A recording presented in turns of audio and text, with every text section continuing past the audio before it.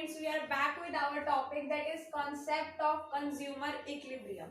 So हम आज discuss करने वाले हैं कि कंज्यूमर इक्विलिब्रियम होता क्या है, जिसमें हमें टू वर्ड्स दिख रहे हैं हमें बेसिकली कंज्यूमर एंड इक्विलिब्रियम. अगर हम इन टू वर्ड्स का मीनिंग अच्छे से डिस्कस कर लेते हैं तो हमारा होपफुली कंप्लीट हो जाएगा concept, that is concept of consumer equilibrium. So हम सबसे पहले डिस्कस करते हैं कंज्यूमर, जिसका हम एक डिटेल्ड डिस्कशंस कुछ प्रीवियस वीडियोस में कर चुके हैं कि कंज्यूमर क्या होता है, इक्विलिब्रियम क्या होता है. बिल्कुल फर्स्ट वीडियो जो थी इस चैप्टर की वो यही थी कि हमने कंज्यूमर एनालिसिस करना है, कंज्यूमर इक्विलिब्रियम क्या होता है, हमने उसमें भी बात की थी. और आज हम उसी का कॉन्सेप्ट पूरा डिटेल में पढ़ने वाले हैं कि किस पॉइंट को हम कंज्यूमर इक्विलिब्रियम कहते हैं, कैसे कंज्यूमर इक्विलिब्रियम में आता है. तो अभी हम इसको एक बिल्कुल सिंपल रैशनल लैंग्वेज में समझते हैं, उसके बाद हम अपनी इकोनॉमिक्स के लैंग्वेज में आएंगे. दैट इज कंज्यूमर क्या होता है, जो कंज्यूम कर रहा है कमोडिटी को. कोई भी एक्स गुड है, वी अज्यूम कोई भी एक्स गुड है, आपने उसे कंज्यूम किया, यू आर अ कंज्यूमर. कोई वाई जेड कोई भी कमोडिटी आप उसे कंज्यूम कर रहे हो, वो कंज्यूमर है. जो उसकी कंजम्पशन करता है वो कंज्यूमर है. कस्टमर और कंज्यूमर में डिफरेंस होता है. कंज्यूमर वो होता है जो कंजम्पशन करता है और कस्टमर कोई भी हो सकता है. कस्टमर कंज्यूमर भी हो सकता है. अगर आप परचेज करते हो और उसको खुद कंज्यूम नहीं करते, कोई और जन कंज्यूम करता है, तो आप सिर्फ कस्टमर हो, आपने सिर्फ परचेज की. लेकिन अगर आप खुद परचेज करके और खुद कंज्यूम करते हो, दैट इज कंजम्पशन पैटर्न के लिए, तो हम बोलते हैं कि वो पर्सन कंज्यूमर है. कंज्यूमर का स्कोप वाइडर या नैरो हम नहीं बता सकते, क्योंकि कुछ भी हो सकता है. ए पर्सन है, अगर उसने परचेज की लेकिन उसने खुद कंज्यूम नहीं की, तो हम बोलेंगे ए सिर्फ कस्टमर है, लेकिन बी ने कंज्यूम की. बी कस्टमर नहीं है लेकिन कंज्यूमर है. तो मेन डिफरेंस ये होता है, कस्टमर परचेज करके कंज्यूम करे तो वो कंज्यूमर भी होगा, लेकिन अगर सिर्फ परचेज कर लिया उसने कंज्यूम नहीं की तो हम उसको कंज्यूमर नहीं कह सकते. जो डायरेक्टली कंज्यूम करता है हम उसे कंज्यूमर कहते हैं. फॉर एन एग्जांपल हम अपना रिटेलिंग का पॉइंट ऑफ व्यू लें तो रिटेलर है वो कस्टमर है होलसेलर के पॉइंट ऑफ व्यू से, लेकिन वो सिर्फ कस्टमर है और हम क्या है, कंज्यूमर है. हम क्योंकि कंज्यूम करते हैं. रिटेलर को आप कस्टमर कह सकते हो, उसने सिर्फ परचेज की है, कंज्यूम नहीं करता, वो रीसेल पर्पस के लिए लेता है. बहुत बड़ा डिफरेंस है और ये आता है 2 मार्क्स में. कंज्यूमर और कस्टमर में डिफरेंस आ सकता है. पूरे चांसेस आप रिटेलर का एग्जांपल देके भी कर सकते हो और कोई भी ए बी सी का लेकर आप इसे डिफाइन कर सकते हो. व्हाट इज कंज्यूमर, जो कंज्यूम करता है, जो कंजम्पशन लेता है किसी भी कमोडिटी की, एक्स वाई जेड कोई भी कमोडिटी की, आप उसे बोल सकते हो कि वो क्या है, कंज्यूमर है. नेक्स्ट आता है इक्विलिब्रियम. इक्विलिब्रियम का जो है डिक्शनरी मीनिंग ही यही होता है, इक्वल पॉइंट, कि कौन से पॉइंट पर ए और बी इक्वल हो रहे हैं, कौन से पॉइंट पर सी और डी इक्वल हो रहे हैं. हम बोलते हैं, हम उसमें पढ़ते थे, मैथ्स में पढ़ते थे कि इक्वल का साइन किस में आएगा, जिसमें greater than, less than, equal. तो इक्विलिब्रियम का मतलब भी है दैट इज इक्वल टू, कि कौन से पॉइंट पे कंज्यूमर इक्विलिब्रियम में होगा, कौन से पॉइंट पे कंज्यूमर को लगेगा कि जितने मैं पैसे भर रहा हूँ मुझे उतने की सेटिस्फेक्शन मिल रही है. हम कोई भी कमोडिटी परचेज करते हैं तो हमें लगता है कि जो हम उसकी कंजम्पशन ले रहे हैं, कई बार हमें लगता है घर आके कि हम ज्यादा पैसे दे आए, उसको इतने की वर्थ इट नहीं है, तो हमें क्या लगता है, हम सेटिस्फाई नहीं होते हैं इस प्रोडक्ट से. लेकिन हमें लगता है कि यस नहीं, इसकी क्वालिटी बहुत अच्छी है तो हमें इतना प्राइस तो इसका देना चाहिए. तो जब हम उसकी क्वालिटी से, क्वांटिटी से सेटिस्फाई हैं, हमें लग रहा है कि बिल्कुल वर्थ इट है हमारे पैसे, दैट इज इक्विलिब्रियम पॉइंट. कि उस पॉइंट पे कंज्यूमर को लग रहा है मैंने बिल्कुल ठीक पैसे दिए हैं, मुझे उतने रुपए की सेटिस्फेक्शन भी मिली है. हम एक एग्जांपल लिखते हैं यहाँ पर, ₹10 की कोई भी कमोडिटी है, एक कमोडिटी. अब एक कंज्यूमर गया, उसने ₹10 की ली और उसको 10 यूटिल्स ही सेटिस्फेक्शन मिली, वो बोलेगा yes I am in full equilibrium, मैं इक्विलिब्रियम पॉइंट से बल्कि ऊपर ही हूँ. अगर मुझे 8 यूटिल्स पे मिलती मैं तब भी अपने आप को क्या मानता, सेटिस्फाई मानता.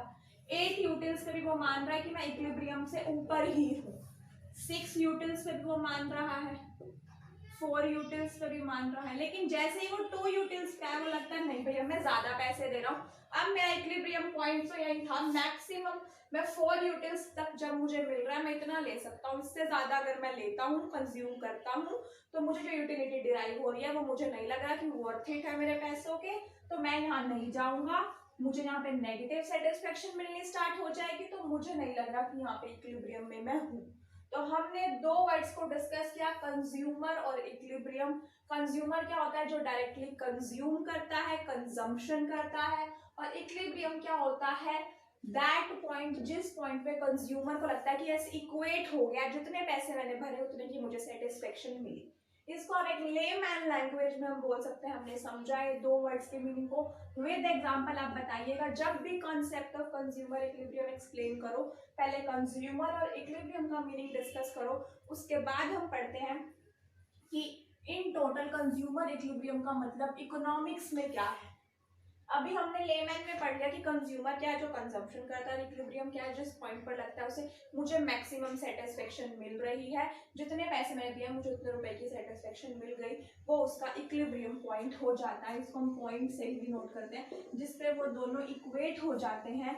हम यहाँ ये लिख सकते हैं, जितने उसने रुपीज पे किए और जितने की उसे यूटिलिटी मिली या सेटिस्फेक्शन मिली वो इक्वल है जिस पॉइंट पर, उसको हम इक्विलिब्रियम पॉइंट बोल देते हैं। तो कंज्यूमर क्या है, इक्विलिब्रियम क्या है, इसका ओवरव्यू आप नोट कीजिए। देन हम पूरा कॉन्सेप्ट कंज्यूमर इक्विलिब्रियम का जो है वो डिस्कस करेंगे विद टेबुलर एग्जांपल और ग्राफिकल प्रेजेंटेशन के साथ।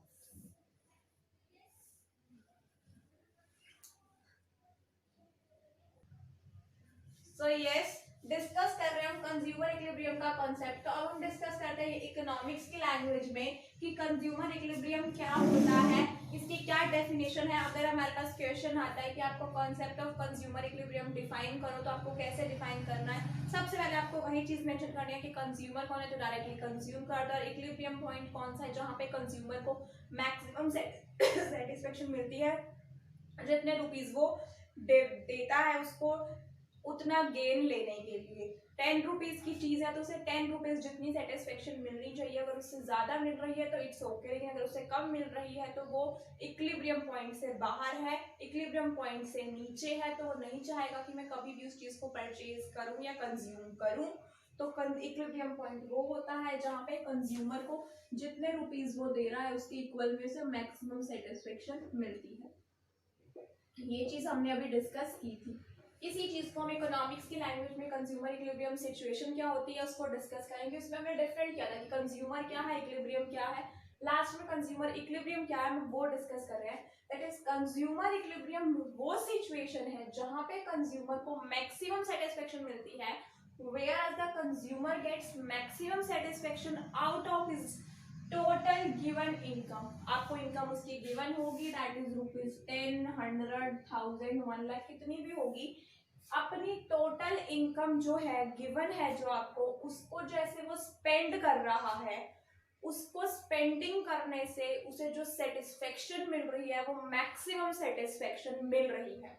अगर वो नहीं चाहता कि मैं इसमें जरा सा भी डेविएशन करूं, जरा सा भी वेरिएशन करूं, वो ये कह रहा है कि जो मैंने प्लानिंग की है, जैसा मेरा एक्सपेंडिचर चल रहा है, मैं उसको वैसे ही एक्सपेंस को अपना देना चाहता हूँ। मैं नहीं चाहता कि मैं जरा सा भी इसमें चेंजेस करूं जिससे मेरी सेटिस्फेक्शन पे जो है वो इफेक्ट पड़े। तो कंज्यूमर इक्विलिब्रियम वो सिचुएशन होती है, कंज्यूमर अपना एक्सपेंडिचर इस वे से करता है कि जो उसे सेटिस्फेक्शन रिसीव होती है उस एक्सपेंडिचर से, जो उसे एक्सपेंडिचर करके जो चीज वो परचेज करके कंज्यूम करता है उससे उसे मैक्सिमम सेटिस्फेक्शन मिले, उस पॉइंट को हम कंज्यूमर इक्विलिब्रियम पॉइंट बोलते हैं। जहां पे कंज्यूमर क्या रिसीव कर रहा है, मैक्सिमम सेटिस्फेक्शन, किसके द्वारा, जो अपना एक्सपेंडिचर उसने कॉमोडिटीज पे किया उसके द्वारा। फॉर एग्जांपल हम यहाँ पर ये चीज लिखते हैं कि उसकी इनकम जो है वो 1000 रुपीज है, 1000 रुपीज में से वो 500 रुपीज अपने सेव कर लेता है और बाकी 500 रुपीज को वो इस अकॉर्डिंग करता है, 100 रुपीज के वो फ्रूट्स पे खर्च करता है, बाकी 100 रुपीज वो अपनी कुछ और नेसेसिटीज पे करता है। मतलब वो 5 आइटम्स परचेज करता है। इस 500 रुपीज के under I put it here 500 rupees है, वो 5 आइटम्स परचेज करता है, जिससे उसे जो यूटिलिटी रिसीव होती है, जो सेटिस्फेक्शन रिसीव होती है, वो 10 यूटिल्स होती है टोटल यूटिलिटी। वो कह रहा है कि मेरे यहाँ पर मैक्सिमम सेटिस्फेक्शन है कि मुझे 10 यूटिल्स रिसीव हो रहे हैं, 500 रुपीज में दे रहा हूँ, मुझे मैक्सिमम सेटिस्फेक्शन यहाँ पर मिल रही है, मैं नहीं चाहता कि मैं अपने एक्सपेंडिचर में जरा सा भी वेरिएशन करूँ। तो वो सिचुएशन क्या होगी, कंज्यूमर इक्विलिब्रियम की सिचुएशन होगी, ये सिचुएशन होगी दैट इज 500 इक्वल्स टू में 10 यूटिल्स। ये सिचुएशन होगी कंज्यूमर इक्विलिब्रियम पॉइंट की, जहाँ पे कंज्यूमर को मैक्सिमम सेटिस्फेक्शन मिल रहा है, कंज्यूमर इससे ज्यादा कम पे जाता है 500, और कोई अपना प्लान अगर एग्जीक्यूट करना चाहता है वो, तो उसमें उसे क्या मिलती है, किसी पे 8 यूटिल्स मिलती है, किसी पे 6 यूटिल, किसी में 9 यूटिल्स। तो वो कह रहा है मुझे मैक्सिमम सेटिस्फेक्शन यही ले रहा है, अगर मैं ये चीजें लेता हूँ तो मुझे 10 यूटिल्स मिलती है, तो मैं इसी के साथ जाना चाहूंगा। तो यही बोल रहा है कंज्यूमर इक्विलिब्रियम वो सिचुएशन है जहाँ पे कंज्यूमर मैक्सिमम सेटिस्फेक्शन लेता है अपनी टोटल गिवन इनकम में से, and he has no tendency to make any change, कोई वो चेंज नहीं करना चाहता अपना एग्जिस्टिंग एक्सपेंडिचर में, यही सेम एज इट इज अपना एक्सपेंडिचर का प्लान रखना चाहता है, कोई और प्लान एग्जीक्यूट नहीं करना चाहता। आप इसको अनदर लैंग्वेज में लिखना चाहें तो ये भी लिख सकते हैं, consumer equilibrium is that situation where consumer gets maximum satisfaction and consumer doesn't want to change any planned expenditure in the near future due to which the maximum satisfaction is affected। आप इसको इस words में भी लिख सकते हैं, and in another words अगर हम डिस्कस करें so that is consumer is in equilibrium when he regards his actual behavior as the best possible way। जो वो एक्चुअल बिहेव अभी कर रहा है वो बेस्ट पॉसिबल टारगेट है उसका, अंडर द सर्कमस्टांसेस, जो इकोनॉमी में सर्कमस्टांसेस चल रहे हैं उसके according. For an example economy जो है वो ज्यादा बूम पे नहीं है, रिसेशन पे भी नहीं है, एक नॉर्मल पीरियड पे है, हम बोल सकते हैं रिकवरी पीरियड पे है, तो उस टाइम पे उसे प्लान लग रहा है कि जो मैं कर रहा हूँ ये बिल्कुल ठीक है। अब इकोनॉमी एकदम से बूम पीरियड पर आ गई तो उसे अपना प्लान चेंज करना पड़ेगा। तो जब तक सर्कमस्टांसेस अनचेंज्ड रहते हैं वो अपना डिसीजन नहीं चेंज करता, एक्सपेंडिचर का वही प्लान रखता है, और उस पॉइंट को उसे मैक्सिमम सेटिस्फेक्शन मिलती है, उसको हम कंज्यूमर इक्विलिब्रियम पॉइंट बोलते हैं। तो हम इन शॉर्ट में अगर बोले तो मेन वर्ड्स क्या है कि कंज्यूमर को मैक्सिमम सेटिस्फेक्शन मिल रही है, वो नहीं चाहता कि वो कोई भी चेंज करे, has no tendency to change in his existing expenditure, और उसकी इनकम आपको क्या होगी, गिवन होगी। तो ये कुछ मेजर थिंग्स हैं कि उसे मैक्सिमम सेटिस्फेक्शन मिले जिस सिचुएशन पे, और वो अपना एक्सपेंडिचर भी चेंज नहीं करना चाहता है उस सिचुएशन पे, और उसकी इनकम आपको गिवन हो। तो ये है कंज्यूमर इक्विलिब्रियम का पॉइंट, दैट इज वो सिचुएशन जहाँ पे उसे मैक्सिमम सेटिस्फेक्शन मिले। आप एग्जांपल दे सकते हो कि वो 5 आइटम्स परचेज करता है, अगर वो और किसी प्लान पे जाता है ABCD प्लान्स देके, तो आपको मैक्सिमम सेटिस्फेक्शन उसे A प्लान पे मिल रही है जिसमें से 10 यूटिल्स रिसीव हो रहे हैं। तो ये नोट कीजिए और हम डिस्कस करेंगे इसकी एजम्पशंस।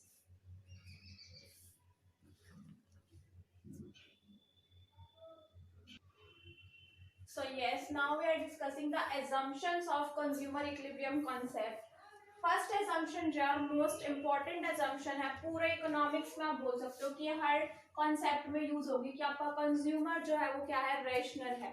कंज्यूमर रेशनल का मतलब क्या है कि उसे सारी नॉलेज है मार्केट की, वो जो भी अपना एक्सपेंडिचर का प्लान बनाता है बिल्कुल सोच समझ के बनाता है, और वो इस अकॉर्डिंग अपने एक्सपेंडिचर को जो है देता है, एक्सपेंसेस को इस अकॉर्डिंग लेता है कि मुझे एक्सपेंस बियर करना है नहीं करना, मैं कौन से प्लान के साथ जाऊं कि मुझे जिससे मैक्सिमम सेटिस्फेक्शन मिले, वो इस अकॉर्डिंग काम करता है, वो इस अकॉर्डिंग अपना एक्सपेंडिचर प्लान बनाता है कि जो उसे सेटिस्फेक्शन मिलेगी उस प्लान से वो क्या होगी, मैक्सिमम सेटिस्फेक्शन। तो वो कंज्यूमर क्या है, रेशनल, और वो ये मानता है जो भी कंज्यूमर इक्विलिब्रियम में आते हैं कंज्यूमर्स, हम किसी भी कंज्यूमर की बात करते हैं इकोनॉमिक्स में तो वो सारे कंज्यूमर कौन है, रेशनल। ये उन्होंने एजम्पशन दी है कंज्यूमर इक्विलिब्रियम की। एजम्पशंस का मतलब हम डिस्कस कर चुके थे, वो एजम्पशंस, वो चीजें जो आप किसी भी प्रिंसिपल को पूरी करने के लिए वो चीजें होनी चाहिए, मैंडेटरी है उस लॉ को पूरा करने के लिए, जिसने भी थ्योरी दी है वो कहता है ये चीजें तभी पूरी हो सकती है अगर आप ये एज्यूम जो है चीजें एक्चुअल में एग्जिस्ट करें उस मार्केट में, उस चीज में एग्जिस्ट कर रही है, तो वो आपका लॉ जो है बिल्कुल एज इट इज फॉलो होगा। लेकिन अगर जरा सी भी असम्पशंस में इधर उधर चीजें हुई वो लॉ वहां पर जीरो। तो पहली असम्पशन क्या है, रेशनल कंज्यूमर, कि जो सारी नॉलेज है मार्केट की वन टू ऑल, वो अपना ऐसा प्लान, एक्सपेंडिचर प्लान बनाता है कि जिससे उसे सेटिस्फेक्शन क्या मिले, maximum satisfaction. That is cardinal utility. Next क्या है, यूटिलिटी जो आपको रिसीव हो रही है, जो आप यूटिलिटी यूटिल्स में ले रहे हो, वो आपको कैसी यूटिलिटी रिसीव हो रही है, cardinal utility. That is in cardinal numbers 1 2 3 4 10, that is on the utils इस अकॉर्डिंग आपको यूटिलिटी रिसीव हो रही है। जो आप यूटिलिटी मेजर्स कर रहे हो वो किस में कर रहे हो, कार्डिनल नंबर्स में आप यूटिलिटी को मेजर कर रहे हो, या लिख सकती हूँ मैं कार्डिनल नंबर्स। आप भी इस अकॉर्डिंग अपने नोट्स बनाइए और उसमें एज इट इज कुछ कुछ वर्ड्स मेंशन कीजिए, नॉट ऑल द, क्योंकि आपके पास बुक है, आप बुक में से पूरा पढ़ सकते हैं, but notes that is an overview आपको हो जाएगा। जिसने बुक पढ़ ली वो नोट्स एज इट इज ऐसे बन जाते हैं, और notes I think exams point of view से बहुत बेनिफिशियल होते हैं। Next is independent utility. Independent utility क्या होती है कि किसी भी कॉमोडिटी की यूटिलिटी दूसरे गुड पे डिपेंड नहीं होती है। एक्स कॉमोडिटी को आप कंज्यूम कर रहे हो, उससे जो यूटिलिटी मिल रही है वो वाई पे डिपेंड कभी नहीं करेगी। एक्स को आप कॉमोडिटी को कंज्यूम कर रहे हो, उससे आपको 10 न्यूटन्स मिल रहे हैं, वाई को कर रहे हो 12 न्यूटन्स मिल रहे हैं, दोबारा की आपको एक्स की 9 मिले, क्यों, क्योंकि आपने वाई कर रही थी। Is illogical. 10 इससे मिल रही है, 12 इससे मिल रही है, 9 इससे मिल रही है, 11 इससे मिल रही है। तो वो 9 इसलिए मिल रही है क्योंकि आपने इसकी सेकंड यूनिट कंज्यूम किया है। आपको पता है मार्जिनल यूटिलिटी हमेशा क्या होती है, डिक्रीज होती है। तो ये क्या इंडिपेंडेंट है, किसी और गुड पे डिपेंड नहीं करते हैं। हम यहाँ लिख देती हूँ मैं, not depend on other good. Other good पे डिपेंड ही नहीं करती है वो utility, not depend on other good. Other good पे वो चीज डिपेंड नहीं करती है।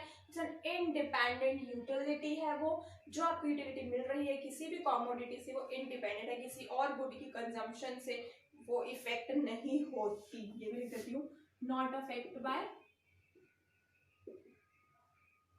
Consumption of other good. Next point, marginal utility of money is constant. इसको डिनोट करते हैं MUM से, ऐसे। मार्जिनल यूटिलिटी ऑफ मनी जो है वो हमेशा कांस्टेंट रहने वाली है। अगर ये चेंज होने लग गई ना, आपका कोई भी लो नहीं हो सकता, ठीक। तो marginal utility of money constant रहने वाली है। इसका कॉन्सेप्ट मतलब हम कंज्यूमर इक्विलिब्रियम पढ़ेंगे, इसको हम 2 में डिवाइड करते हैं। जैसे marginal utility of consumer analysis को 1 commodity model and 2 commodity model. ये क्या है, marginal utility of consumer analysis को, कंज्यूमर इक्विलिब्रियम को हम 2 पार्ट्स में करते हैं, 1 कमोडिटी एंड 2 कमोडिटी में। वो हम आने वाले वीडियोस में वही करने वाले हैं, एक में 1 वीडियो करेंगे एंड 2 कमोडिटी कर लेंगे, 1 कमोडिटी कर लेंगे, 2 कमोडिटी कर लेंगे। उसके बाद ऑलमोस्ट ये चैप्टर कंप्लीट हो जाएगा। देन आप अच्छे से नोट्स बनाइए, रिवाइज कीजिए, प्रॉब्लम्स को कमेंट सेक्शन में मेंशन कीजिए, फटाफट आपकी क्वेरीज के आंसर दिए जाएंगे। मार्जिनल यूटिलिटी ऑफ मनी में थे हम, मार्जिनल यूटिलिटी ऑफ मनी क्या रहेगी, कांस्टेंट रहेगी। That is worth of your value, worth of money. Worth of money हमेशा कांस्टेंट रहने वाला है। ये नहीं है कि आपकी जो मनी की यूटिलिटी है वो कम हो जाएगी। जैसे हम कहते थे कॉमोडिटीज की यूटिलिटी कम होती है, मार्जिनल यूटिलिटी किसी भी कॉमोडिटी की वो क्या होती है, हमेशा डिमिनिश होती है। लेकिन मनी की क्या रहने वाली है, कांस्टेंट रहने वाली है। इट्स एन एजम्पशन, जबकि एक्चुअली में कांस्टेंट नहीं होती है। एजम्पशन है, याद रखिएगा, एजम्पशन है most important. That is MUM is a constant. और इसको आप हमेशा जब भी यूज करोगे तो इसे इक्वेट टू 1 रखना, कि 1 के फॉर्म में आप इसे डिस्कस कर पाओ। ये चीजें अभी आपको थोड़ी सी टेक्निकल लगेंगी, अभी आप याद रखेंगे। फॉर एजम्पशन है कंज्यूमर रैशनल, कार्डिनल नंबर्स में आप यूटिलिटी को मेजर करोगे। यूटिलिटी क्या है, इंडिपेंडेंट है, किसी और कंज्यूमशन ऑफ अदर कमोडिटी से अफेक्ट नहीं होती है। And marginal utility of money is a constant. Marginal utility of money का जो कॉन्सेप्ट है वो हम नेक्स्ट वीडियो में सबसे पहले वही डिस्कस करेंगे, ताकि आपको 1 कमोडिटी और 2 कमोडिटी में वो प्रॉब्लम क्रिएट ना करे। अभी इसको नोट करके रख लीजिए। प्लीज प्लीज प्लीज लाइक कीजिए, शेयर कीजिए और कमेंट कीजिए वीडियो पे, और चैनल को सब्सक्राइब कर दीजिए ताकि आपको नोटिफिकेशन मिलती रहे नई नई वीडियोस की, और आपकी इकोनॉमिक्स बहुत अच्छे से जो है चलती रहे। अवेयर रहो आप इकोनॉमिक्स के बारे में, नॉलेज मिलती रहे आप लोगों को। और इसको अच्छे से नोट्स प्रिपेयर कीजिए, और इस पॉइंट पर पक्का पक्का है नेक्स्ट वीडियो पहले इसी को डिस्कस करेंगे, देन हम उस पर जंप करेंगे। ओके, सो इसको नोट कीजिए, वन पे इक्वेट क्यों करना है, वर्थ इट क्या है, सब कुछ आपको पूरे आराम से समझाया जाएगा। नोट कीजिए इस वीडियो के लिए यही। Thank you very much.